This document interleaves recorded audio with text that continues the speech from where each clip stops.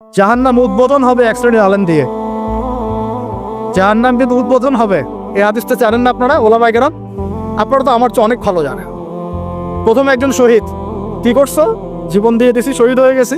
ভুল, ক্যাদিব, মিথ্যা কথা বলছো। এই জন্য শহীদ হয়েছিলে যাতে মানুষ তোমাকে বড় বীর বলে। আমার জন্য তুমি জীবন দাও নাই, যাও জাহান্নামে দাও।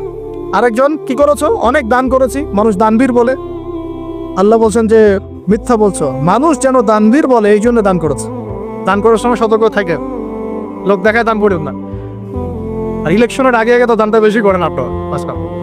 আমরা এই সুযোগটা নিব, অবশ্য আমরা বেশি বেশি দান নিব এখন তাদের কাছ থেকে, ঠিক আছে? তাদেরকে ইনভাইট করবো, দান বেশি করে দিব। ভুলেও না, এই কাজ ভুলেও করবেন না। রিক্সাওয়ালা ভাইয়ের কাছ থেকে সৎকা নিবে 10 টাকা। মুচি ভাই, তরকারিওয়ালা, ভ্যান চালক, এদের কাছ থেকে হালাল টাকা থেকে টাকা না। ওই ব্যারাট মসজিদ থেকে দিন প্রচার হবে, আর হারাম টাকার এসি মসজিদ থেকে দিনের কোনো প্রচার হবে না। বাংলাদেশে এসি মসজিদের অভাব নাকি? আমার কথা রাগ করতেছেন নাকি? বাংলাদেশে এমন অনেক মসজিদ আছে, কোটি কোটি টাকার প্রজেক্ট।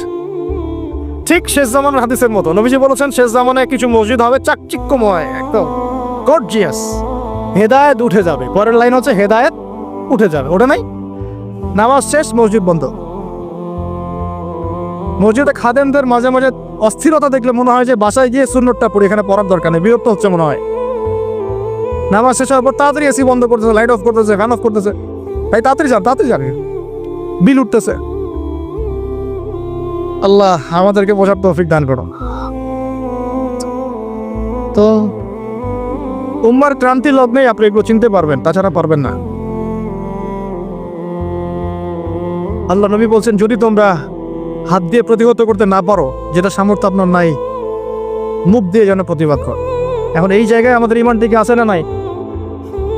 এইসব ইস্যুতে যাদের লিখার ক্ষমতা আছে তাদের উপর লিখা ওয়াজিব, যাদের বলার ক্ষমতা আছে তাদের উপর বলা ওয়াজিব, যাদের আরো বড় কোনো সহায়তা পাঠানোর সুযোগ আছে না, এটা পাঠানো তাদের জন্য ওয়াজিব।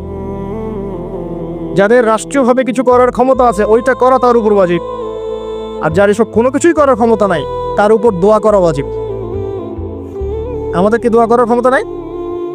আল্লাহ পাক শুনবেন না আমাদের দোয়া? এখন আসেন, ফাইল্লাম ইয়াস্তাতি, যদি তোমরা এতেও সক্ষম না হও। আরে বাবা, মুখে কথা বলারও সুযোগ নাই, মুখে বললেও সমস্যা, অবস্থা খারাপ, গর্দান থাকবে না।